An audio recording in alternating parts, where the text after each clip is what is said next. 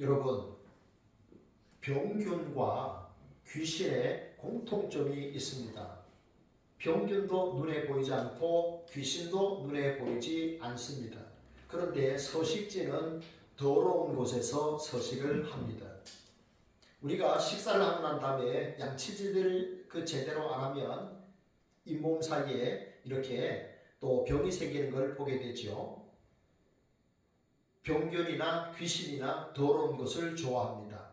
사람 몸에 침투해서 장기간 오랫동안 머물게 되면 결국은 사람이 질병으로 사망하는 경우가 있습니다.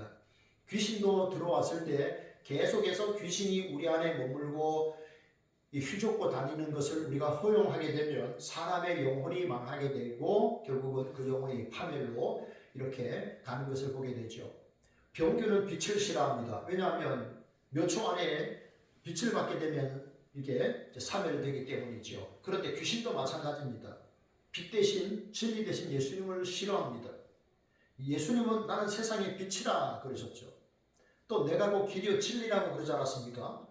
예수님께서 성령께서 우리 안에 들어가시면 귀신이 거기 거주할 수가 없는 겁니다.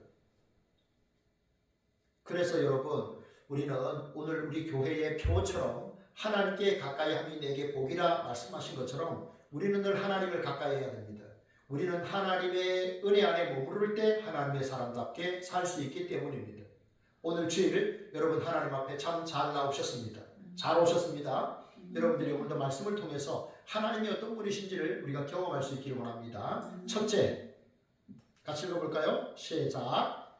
알게 하시는 하나님. 21절에 보면 여호와께서 자기를 애굽에 알게 하시리니 그날의 애굽이 여호와를 알고 제물과 예물을 그에게 드리고 경배할 것이요 여호와께 서원하고 그대로 행하리라 그랬습니다. 여호와께서 애굽에 자신을 알게 하시겠다라고 했습니다. 하나님의 뜻이 뭔지 하나님이 알게 하십니다. 여러분, 우리가 사람이 하나님을 볼 수 없으니까 하나님이 사람이 되셔서 오셨습니다. 그분이 예수님이죠. 예수님은 나와 아버지는 하나라 그러셨잖아요. 그래서 우리가 하나님을 볼 수 없기 때문에 하나님이 사람이 되셔서 오셨습니다. 그래서 예수님께서는 내가 하늘에서 내려온 것은 내 뜻을 행하려 함이 아니요 나를 보내신 이의 뜻을 행하려 함이라 그랬습니다. 하나님이 예수님을 보내신 그 목적, 그 뜻이 뭘까요? 우리가 하나님의 아들 예수님을 나의 구세주, 주인으로 받아들이고 죄사함을 얻고 하나님의 자녀로 천국 시민으로 살게 하시는 겁니다. 그런 목적이 있으셨죠. 그래서 예수님께서 십자가 지셨을 때 다 이루었다라고 말씀하셨습니다. 다 이루었다. 제가 그랬죠. 외상값을 다 갚았다. 빚을 청산했다라는 뜻이죠. 사람들이 자기가 진 빚 때문에 얼마나 많이 고생하고 있습니까? 그런데 우리가 죄의 빚, 그 빚을 우리가 갚을 수 없었는데 하나님의 아들께서 오셔서 사람이 되셔서 오셨고 십자가에서 우리 대신 죽임당하셨죠. 예수는 우리가 범죄한 것 때문에 내준이 되고 또한 우리를 의롭다 하시기 위하여 살아나셨느니라. 주님 우리의 죄값을 다 치르셨습니다. 죄의 빚을 청산하셨어요. 죄의 삭은 사망이요 그리스도 하나님의 은사는 그리스도 예수 우리 주 안에 있는 영생이라. 하나님 우리에게 예수 그리스도를 믿는 자에게 영생의 선물을 주신 줄 믿습니다. 여러분 전능하신 하나님을 여러분 믿으십니까? 부활하신 주님을 믿으십니까? 그분을 만나셨습니까? 우리 안에 계신 보혜사 성령을 여러분이 믿으십니까? 만나셨습니까? 그렇다면 우리는 어떻게 해야 될까요? 그분과 함께 동행하는 행복한 삶을 살아야 됩니다. 제가 부활절에 말씀을 전하면서 우리가 부활하신 예수님을 만나려면 세 가지를 해야 된다라고 말씀을 드렸는데 혹시 기억하는 분 계십니까? 다 성자로 시작합니다. 힌트를 내면 다 성자로 시작합니다. 성. 첫째는 성경을 읽어야 됩니다. 둘째는 성도의 교제를 나눠야 됩니다. 셋째는 성령 충만해야 됩니다. 라고 제가 2주 전에 말씀을 드린 기억이 납니다. 여러분 우리가 주님을 만나야 하나님의 뜻을 알 수 있는 것입니다. 주님의 뜻은요 우리가 무슨 거창한 일을 하는 게 아니에요. 예수님께서 제자들에게 말씀하셨죠. 나를 보내신 이를 믿는 것이 하나님의 일이니라. 하나님이 나를 통해서 이루시고자 하는 그 일은 무슨 대단히 거창한 일이 아닙니다. 하나님이 보내신 예수 그리스도, 예수 그리스도를 보내신 그 하나님을 내가 믿는 겁니다. 여러분 믿는다는 말이 뭘까요? 믿는다는 것은요 내가 그분의 인격을 믿는다는 것이고, 내가 그분의 존재를 믿는다는 것이고, 내가 그분의 능력을 믿는다는 것이고, 내가 그분이 하신 말씀을 믿는다는 겁니다. 나는 믿습니다. 나는 뭘 믿습니다. 라고 할 때는 그 믿음의 내용, 대상과 내용이 분명해야 됩니다. 그래야 믿음 생활을 잘할 수가 있습니다. 우리가 믿는 주님을 우리가 잘 아셔야 되겠습니다. 그래야 믿음의 길을 잘 걸어갈 수 있기 때문이죠. 그러면 여러분, 우리가 하나님의 말씀을 믿는다는 것은 뭡니까? 곧 뭐가 따라있다는 것입니까? 순종이 따라있다는 것입니다. 믿을 때는 순종이 따라야 됩니다. 믿음과 순종은 별개의 것이 결코 아니지요. 여기 보십시오. 하나님께서 애굽에 자기를 알게 하시리니 그날에 애굽이 여호와를 알고, 그리고 제물과 예물을 그에게 드리고 경배할 것이요 여호와께 서원하고 그대로 행하리라 그랬습니다. 행하리라. 여러분, 애굽은 어느 나라입니까? 이집트라 그랬죠. 자, 이집트 사람들은 이스라엘 사람들이 그 땅에 430년 머물렀다가 떠나는 그런 일이 있었는데, 떠나게 될 때 하나님이 10가지 재앙을 허락하셔서 안 보내고는 견딜 수 없도록 만드셨습니다. 생각해 보십시오. 온 나라의 장자가 다 죽었습니다. 짐승의 초태생이 다 죽었습니다. 얼마나 곡하는 소리가 전국 방방곳곳에 일어났겠습니까? 보낼 수밖에 없었죠. 금은 폐물 원하는 대로 다 주고 빨리 내보냈습니다. 그래서 하나님이 어떤 분이신지를 알았습니다. 그런데 그런 재앙을 통해서 하나님을 알지만 훗날에는 결국은 여호와의 구원, 예수 그리스도를 통한 전 세계의 그 구원을, 그것을 소식을 애굽 사람들이 듣게 되고 그들이 하나님을 경배하는 자로 서게 될 것이다. 저의 보신대 신학대학원 동기 중에 한 분이 지금 이집트에 가서 선교를 하고 있습니다. 다른 나라에 계시다가 이집트로 가셔서 계속 이슬람 국가에서 선교를 하는 분인데요. 거기서 이제 우리 한국의 그 복음성집을 이집트어로 바꿔서 출판하는 그런 일도 합니다. 그들이 하나님께로 돌아오는 것이지요. 그날을 말씀하고 있습니다. 여러분, 그러면 애굽 사람들이 예수 믿고 구원받는다. 그러면 애굽에 뭐가 들어야 되겠습니까? 예수 그리스도의 복음이 들어가야 되죠. 믿음은 들음에서 나며 들음은 그리스도의 말씀으로 말미암는다라고 했었습니다. 그러면 누군가는 그에게 들려줘야 됩니다. 그래야, 들어야 우리는 믿을 수가 있는 것이죠.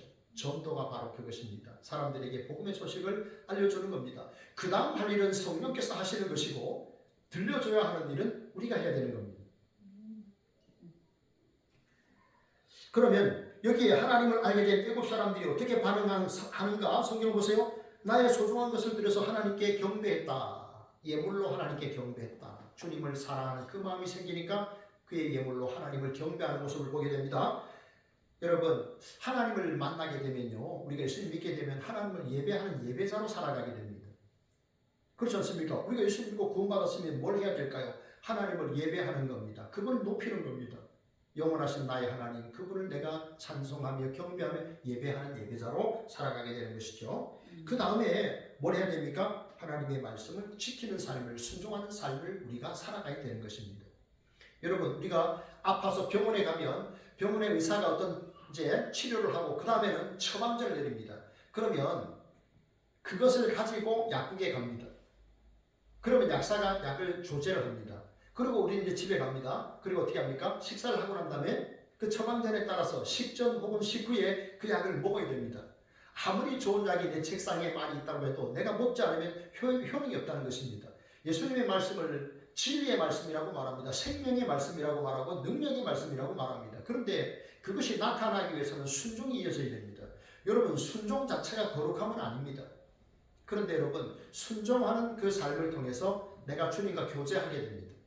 주께서 말씀하신 그 말씀에 내가 순종하면서 주님을 만나게 됩니다. 교제의 기쁨을 누리게 되죠. 그리고 주님의 생명이 내게 흘러옵니다. 주님의 능력이 내게 흘러옵니다. 그런 경험을 하는 것이죠.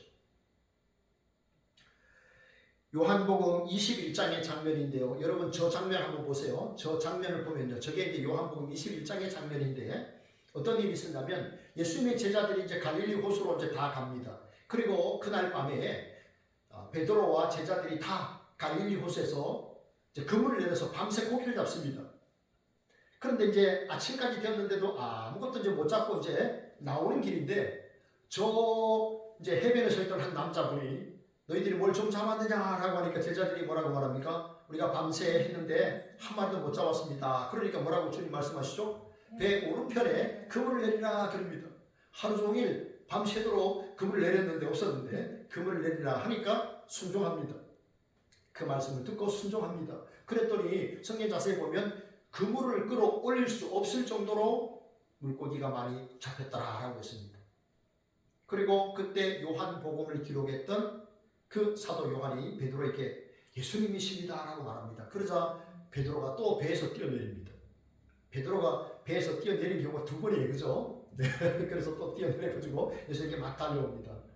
예수님께서 그러면 왜 찾아오셨을까요? 요한복음 21장 1절에 보면 예수님께서 제자들에게 나타나셨다라고 합니다.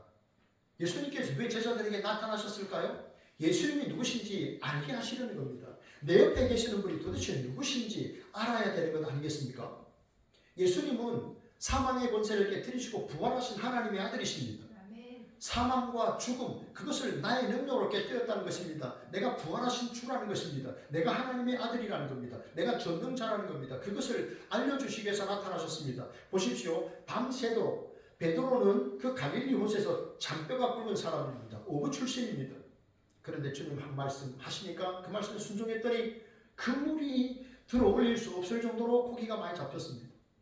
내 말에 순종하면 이런 놀라운 기적과 이적이 나타나노라. 주님 그것을 보여주시려고 주님 자신이 누구신지 알게 하시려고 오늘 나타나신 겁니다. 그리고 베드로에게 다시 사명을 회복시킵니다. 네가 나를 사랑하느냐? 네가 나를 사랑하느냐? 그래서 그 사명을 회복시킨 걸 보게 됩니다. 물고기 잡던 물고기 낚는 그 어부를 다시 사람을 낚는 어부로 주님께서 그에게 사명을 주셨죠. 다 주님 나타나신 그 목적이 있다는 것을 우리가 알 수가 있습니다. 여러분, 우리가 성경을 읽으면서 기도하는 가운데 또 삶의 현장에서 우리는 주님을 만날 때가 있습니다. 어떤 사람들이 말을 통해서 주님을 만날 때가 있죠. 때로는 여러분, 우리가 보기에는 좀 별로 가망이 없는데, 가능성이 없는데, 혹은 우리가 보기에 저건 별로 아닌데 라고 하는데도 주님이 말씀하실 때 여러분 어떻게 반응하십니까? 먼저 순종하시기 바랍니다. 주님의 말씀에 순종하시기 바랍니다. 하나님의 큰 그림이 있습니다. 내가 보기에 그렇지 않다 할지라도 주님이 말씀하시면 순종해야 됩니다. 순종을 통해서 여러분 하나님을 알고 또 하나님을 전하고 순종을 통해서 하나님의 생각지도 못한 그 놀라운 이적들을 경험하는, 그래서 많은 열매를 맺는 우리 성도님들 되기를 축복합니다. 아멘. 둘째, 다 같이요. 시작. 치시고 고치시는 하나님. 아멘. 제가 오늘 설교 제목을 유튜브 제목도 그렇게 올릴 겁니다. 치시고 고치시는 하나님. 표현이 재밌죠? 치시고 고치시는 하나님. 그래서 이제 제가 설교 제목으로 정했는데 22절에 보면 여호와께서 애굽을 치실지라도 치시고는 고치실 것이므로 그들이 여호와께로 돌아올 것이라. 여호와께서 그들의 간구함을 들으시고 그들을 고쳐주시리라 그랬습니다. 여러분, 여호와께서 애굽을 치실지라도 고쳐주신다. 이것은요, 하나님께서 하나님의 백성들에게만 하시는 행위입니다. 때리시고 싸매시는 분, 치시고 고치시는 하나님. 그런데 애굽을 향해서 말씀하십니다. 내가 그들을 칠 것이고 그들을 고칠 것이다. 그들을 하나님의 백성으로 삼아주셔서 그들을 그렇게 내가 대우하리라. 그런 말씀을 지금 하는 것을 볼 수가 있습니다. 여러분, 예수님의 12제자 가운데 가룟 유다라는 분이 있었습니다. 참 열심히 일했죠. 회계를 맡아서 참 열심히 일하신 분이었는데 어느 한순간에 그만 마귀가 그의 심령을 틈타게 되고 계속해서 오랫동안 머무는 가운데 하나님의 일을 방해했습니다. 주님을 돈 받고 팔았고 그랬습니다. 그런데 여러분, 예수님의 수제자라고 보통 말하는 그 베드로도 예수님을 부인하고 저주했습니다. 사복음서를 자세히 보세요. 예수님을 부인하고 저주까지 한 사람이에요. 뭐 비슷하잖아요. 그죠? 두 분이 다. 그런데 어떻습니까? 한 분은 후회만 했습니다. 후회하고 통곡하고 삶을 스스로 마감을 했고요. 한 분은 회개했습니다. 회개가 뭡니까? 눈물 흘리고 퉁퉁 눈물 흘리고 그렇게 하는 게 회개가 아닙니다. 그건 후회고요. 회개는 방향을 전환하는 겁니다. 선하신 하나님께로 돌아가는 겁니다. 자기의 죄악을 거기서 멈추고 선하신 하나님께로 방향을 돌이키는 것. 그게 회개입니다. 여러분, 우리가 사는 동안에 어떻게 죄를 안 지을 수 있겠습니까? 이 세상에 사는 동안에 우리가 어떻게 죄를 안 지고 삽니까? 특별히 장사하시는 분들, 그런 사업을 하시는 분들은 어쩌면 또 더 죄를 더 많이 지을 수도 있겠죠. 어쨌든 우리가 어떤 일을 하는 가운데 우리의 목적들을 좀 더 이루기 위해서 우리가 참 연약한 인간이다 보니까 죄를 안 지을 수가 없어요. 그런데 여러분, 가장 중요한 것은 뭐냐 하면 우리가 죄를 짓고 난 이후에 우리의 모습이 더 중요합니다. 어떻게 해야 됩니까? 회개해야 됩니다. 회개해야 됩니다. 하나님 앞에 우리가 연약해서 넘어졌을 때 하나님 앞에 회개하는 겁니다. 그저 후회하고 땅치는 게 아니라 회개하는 겁니다. 그리고 하나님께로 돌아서는 겁니다.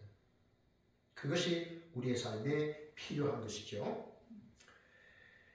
역대하 7장 14절에 말씀합니다. 내 이름으로 일컫는 내 백성이 그들의 악한 길에서 떠나 스스로 낮추고 기도하여 내 얼굴을 찾으면 내가 하늘에서 듣고 그들의 죄를 사하고 그들의 땅을 고칠지라. 역대하 7장은요, 어떻게 하면 우리가 죄사함을 받고 어떻게 하면 우리의 질병이 치유되고 땅이 회복되는지를 말씀합니다. 뭐라고 말씀합니까? 먼저는 악한 길에서 떠나라 말씀합니다. 이게 바로 회개입니다. 죄를 계속 지으면서 여전히 그 습관대로 계속해서 악을 행하면서 하나님 나 도와주십시오 라고 말한다면 우리는 하나님을 아주 무시하는 그런 삶을 살아가고 있는 겁니다. 그런데 어떻게 하나님의 은혜가 임할 수 있겠습니까? 그래서 먼저 악한 길에서 떠나야 합니다. 회개입니다. 스스로 낮추고 기도하라. 겸손하게 하나님 앞에 기도해야 된다라고 했습니다. 죄악을 떠나 회개하고 우리가 하나님 앞에 겸손하게 기도할 때 하나님께서 내가 그들의 죄를 사하고 그 땅을 고칠지라. 그 땅의 질병을 치료하고 우리의 질병을 치료하고 그 땅을 고쳐주실 것이다 라고 약속을 하셨습니다. 여러분, 이스라엘 백성들은요, 하나님의 백성이었음에도 불구하고 그들은 패망했습니다. 나라가 망했습니다. 하나님이 선택한 사람들 아닙니까? 그런데 망했습니다. 왜요? 그들이 먼저 하나님을 배반했습니다. 하나님이 애굽에서 나오게 하셨고 그 가나안 땅을 주셔서 풍요한 삶을 살게 하셨는데 엉뚱한 신을 섬기는 겁니다. 농경신을 섬기는 겁니다. 바알과 아세라를 섬기고 저 강대국을 의지하고 그러면서 하나님을 떠난 겁니다. 잊혀진 하나님. 그런 삶을 사니까 하나님께서 그들이 우상에게 숭배했던 그 나라에 망하는 것을 그대로 허용하신 겁니다. 그렇지만 여러분 어떻게 합니까? 그들이 포로로 붙잡혀가고 고통스러운 삶을 살았지만 그들이 그 땅에서 회개하고 하나님 앞에 기도했을 때 하나님이 그들을 포로에서 해방시키는 그런 일들을 하셨죠. 다니엘은 바벨론의 총리로 있었지만 어떻게 합니까? 그는 하나님 앞에 늘 기도했죠. 자기 백성들이 하나님께로 돌아가길, 예루살렘으로 돌아가길 기도했죠. 그래서 늘 조상의 죄를 회개하고 하나님 앞에 기도하는 가운데 하나님이 은혜를 베푸신 것을 우리가 볼 수가 있습니다. 호세아서 6장 1절은 말합니다. 오라 우리가 여호와께로 돌아가자. 여호와께서 우리를 찢으셨으라. 도로 낫게 하실 것이요 우리를 치셨으나 싸며 주실 것이니라. 여러분, 부모님도 사랑하는 자녀들을 징계할 때가 있습니다. 매를 댈 때가 있죠. 왜 그렇습니까? 악한 길을 갈 때 하나님의 사람답게 살지 못하고 또 그런 모습을 보일 때 부모가 아프지만 매를 댈 때가 있잖아요. 그 다음에 어떻게 합니까? 그 다음에 또 싸매주잖아요. 그죠? 또 사랑하고 격려하잖아요. 하나님도 그렇습니다. 이스라엘 백성들이 엉뚱한 일을 하니까 그들이 포로로 잡혀가는 거, 나라가 망하는 거 하나님 허용하셨어요. 그러나 거기서 끝내는 게 아닙니다. 끊임없이 역사의 주관자이신 하나님이 그들의 삶을 바라보시고 애굽에서도 건져내시고 아수르의 그 바벨론에서도 건져내셔서 돌아오게 하셨습니다. 하나님은 우리를 치시고 고치시는 하나님이십니다. 세계 3대 성악가라고 하는 호세 카레로스라는 분이 있었는데 여러분 혹시 아시나 모르겠습니다. 카레라스죠. 카레라이스가 아니고 카레라스. 제가 외울 때 그렇게 외웠어요. 호세 카레라스. 그런데 그분이 41살에 백혈병에 걸렸답니다. 그런데 의사가 그걸 보니까 치료는 너무 어렵고 회복의 가능성은 너무 낮고 그래서 의사가 포기하라고 했답니다. 그런데 이 호세 카레로스가 하나님께 기도하면서 이렇게 기도했대요. 하나님, 히스기야 왕을 하나님 살려주시지 않았습니까? 하나님, 저에게도 좀 살려주십시오. 저에게도 생명을 좀 연장시켜 주십시오. 제가 하나님의 뜻이 뭔지를 깨달았습니다. 그리고 의사는 하지 말자 그랬는데 자기가 원했습니다. 그래서 이렇게 또 뭡니까? 골수 이식을 받은 거죠. 그리고 이제 화학 치료를 한 거예요. 놀랍게 치유가 됐어요. 사람들은 좋은 의사 만나서 저 사람이 병이 나았다라고 말했는데 호세 카레라스는 알았던 것이죠. 내가 하나님께 기도했고 하나님이 나에게 다시 일할 수 있는 기회를 주셨다는 겁니다. 그래서 그는 전 재산을 다 팔았습니다. 그래서 백혈병 재단을 세웠습니다. 그리고 그가 공연하면서 얻은 수익의 50%를 이웃을 위해서 베풀기 시작했습니다. 여러분, 우리가 당하는 이러한 고난, 그 질병, 여러 가지 그 어려움에는 하나님의 뜻이 있고 그 과정에 하나님의 뜻이 있고 그렇습니다. 그래서 우리는 고난 가운데 하나님의 뜻이 있음을 알고 우리가 또 하나님을 깊이 의지하는 삶을 우리가 살아가야 되겠습니다. 여러분, 그런데요, 하나님께서 우리를 치시고 고치시는 하나님인데 그러면 이 땅에서 우리의 질병들을 하나님께서 우리가 기도하면 다 치료하실까요? 이 땅에서 우리가 기도하기만 하면 다 하나님 낫게 하실까요? 의사 만나고 병원에 가면 우리의 모든 질병들이 다 치료될까요? 다 고쳐질까요? 꼭 그렇지는 않습니다.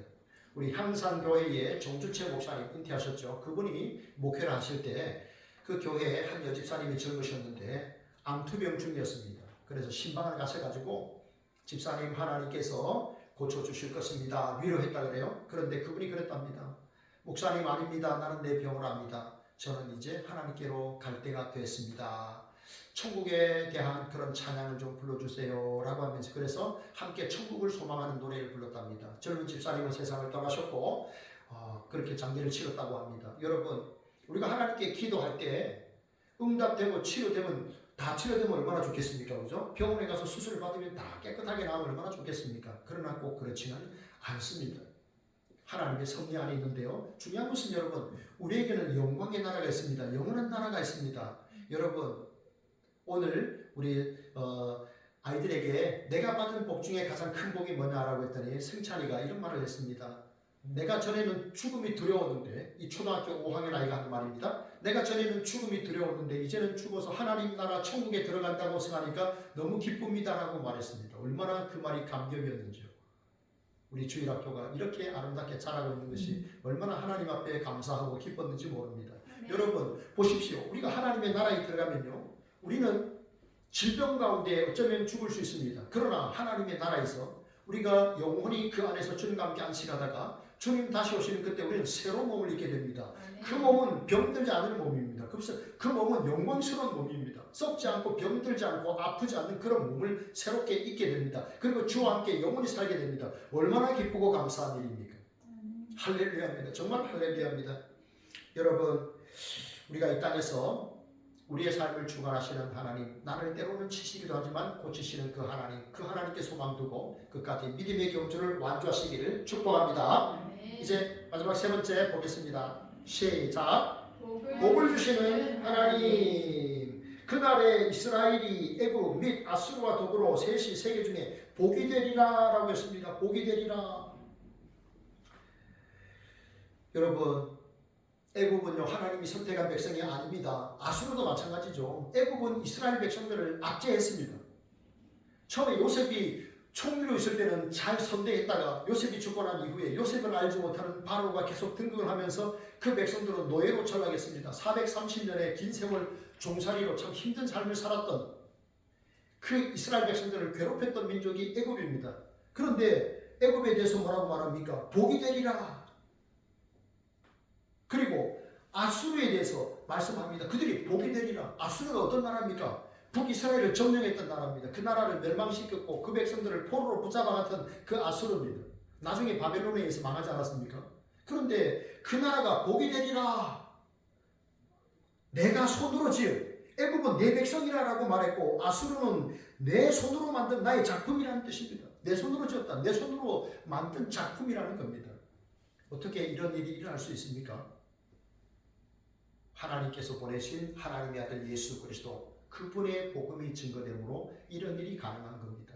저 이집트 땅에도 선교사님들이 들어가셔서 복음이 증거되었습니다. 우리 대한민국도 1885년에 그 부활절 아침에 부산항에서 출발했던 언더우드와 아펜제로 선교사님이 인천항에 제불포항에 들어옵니다. 그리고 이제 본격적으로 복음이 전파되지 않습니까? 그래서 연세대학교가 세워집니다. 그리고 세문안교회가 설립이 됩니다. 우리나라 최초의 서울에 세문안교회가 설립이 됩니다.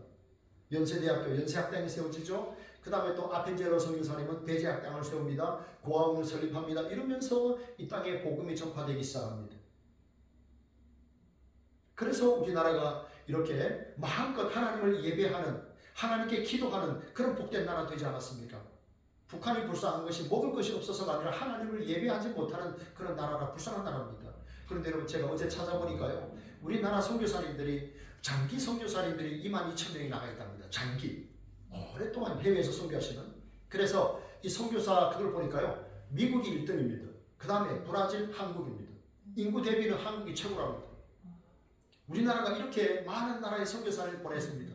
처음에는 여러분, 온도두와 아펜제로 선교사님이 이 인천항에 들어와서 이 어둠의 땅, 이 흑암의 땅에 하나님 복음이 전파되게 해주십시오라고 했는데요. 그로부터 140년 후에 우리나라는 이렇게 하나님을 마음껏 예배하는, 예수 그리스도를 예배하는 민족이 되었습니다. 제가 어제 토요일 오후에 저 서재에 있는데요, 어떤 여자분이 전화를 했어요. 그러면서 하는 말이, 내가 토요일마다 스트레스를 받습니다. 내가 여기 어떤 빌라에 있는데, 삼성 아파트인가 이쪽에 있는데 계속해서 전도지를 넣습니다. 제가 넣습니다. 제가 목사인데요, 제가 거기 넣습니다. 그러니까 여기 넣지 말아주세요. 그러면 다른 종교를 갖고 계시나 봅니다. 라고 하니까 이분이 뭐라고 했냐면, 나는 할렐루야가 아니고 절에 다닙니다. 이렇게 말씀하셨어요. 잘 알겠습니다. 라고 했는데, 그렇습니다. 하나님을 알지 못하는 사람들은 복음이 들어오면 스트레스를 받는 겁니다. 왜냐하면 귀신은 성령이, 새로운 영이, 하나님의 영이 찾아올 때 그것을 두려워하기 때문에 거부하는 것이죠. 어쨌든 제가 알겠습니다 라고 말하고, 그렇게 이제 친절하게 이제 끊긴 했습니다. 어쨌든 우리는요, 여러분, 해외 선교사님들이 또 나가서 열심히 해야 되고요. 우리는 기도와 물질로 후원해야 되고요. 우리는 또 우리 동네 사람들에게 복음을 전해야 되는 귀하고 막중한 사명이 우리에게 있습니다. 그래서 지혜롭게 우리는 그 일들을 감당을 해야 됩니다. 여러분, 여기 이스라엘에 대해서는 하나님이 뭐라고 말씀하냐면, 나의 기업 이스라엘이여 라고 말했습니다. 그리고 이집트와 그리고 아수르, 이 사람들은 내 손으로 지은 작품이라 이렇게 말씀합니다. 이 말은 결국은 하나님이 선택한 이스라엘도 하나님의 복이 될 것이고, 하나님의 언약 백성이 아니었던 그 나라 백성들도 돌아온다는 것입니다. 여러분, 대한민국도 우리는 아브라함과 아무 상관이 없는 민족 아니었습니까? 그런데 복음이 흘러짐으로 우리가 하나님의 자녀가 되었고, 영적으로 아브라함의 후손이 되었죠. 하나님의 복음 때문에, 예수 그리스도 때문에 우리가 복받은 민족이 되었습니다. 복받은 개인이 되었던 것이죠. 창세기 12장 3절에 말씀합니다. 하나님께서 아브라함에게 말씀하시는데요, 내가 너로 큰 민족을 이루게 하셨고 너로 복이 되게 하셨고 많은 민족이 너를 통해서 복을 얻게 하리라 그랬어요. 축복의 통로가 된 거예요.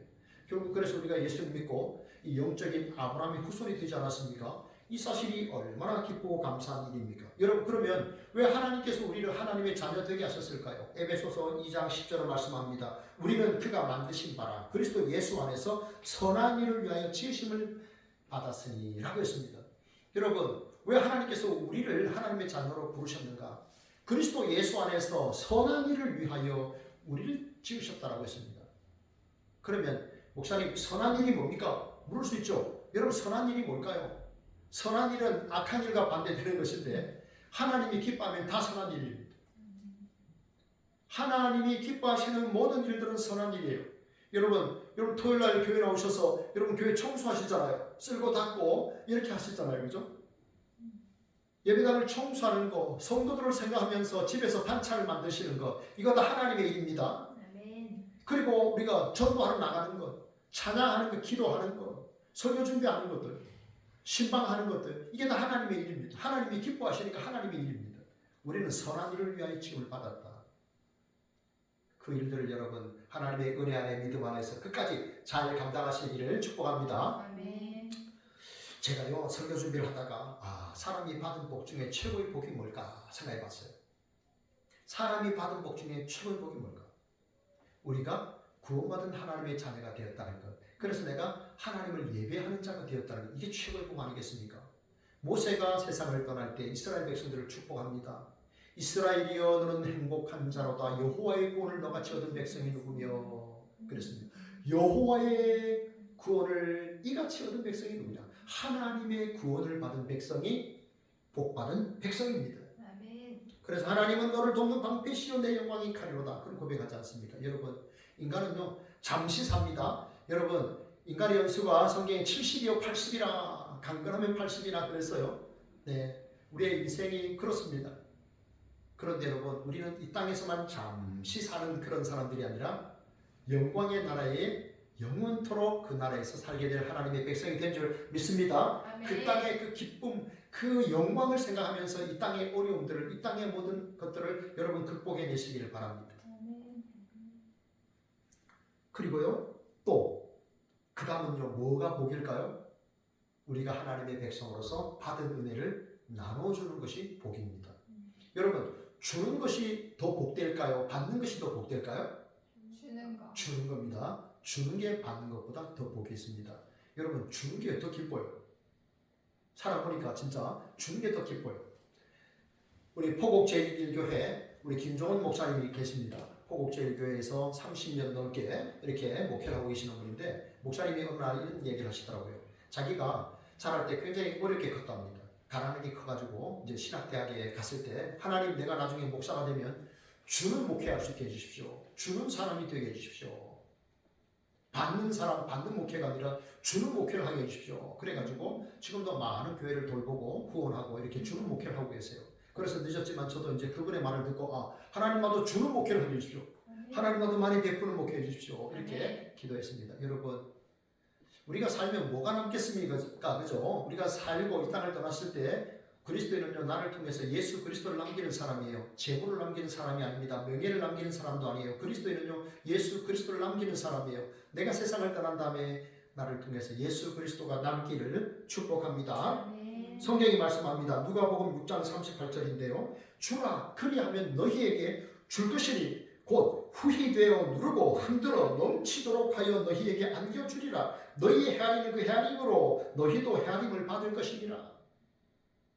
주라 그러면 하나님께서 흔들어 넘치도록 주시리라.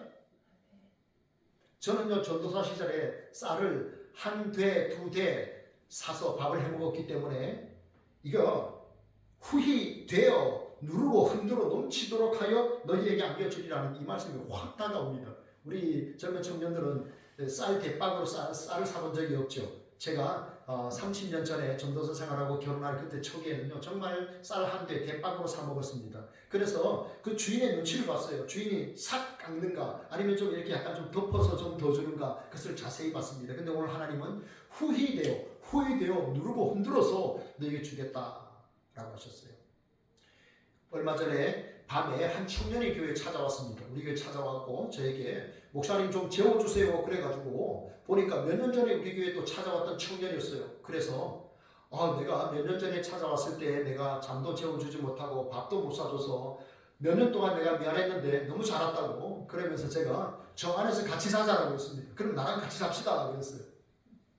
그랬더니 청년이 내가 목사님하고 어떻게 삽니까? 그래서 그 청년이 뭐라 내가 싫어서 그래서 제가 그럼 나는 저 안에 잘 테니까 청년은 여기서 자세요. 이 강대석 밑에서 자세요. 내가 이불을 깔을 테니까 자라고 그랬더니 어떻게 교회에서 자네요?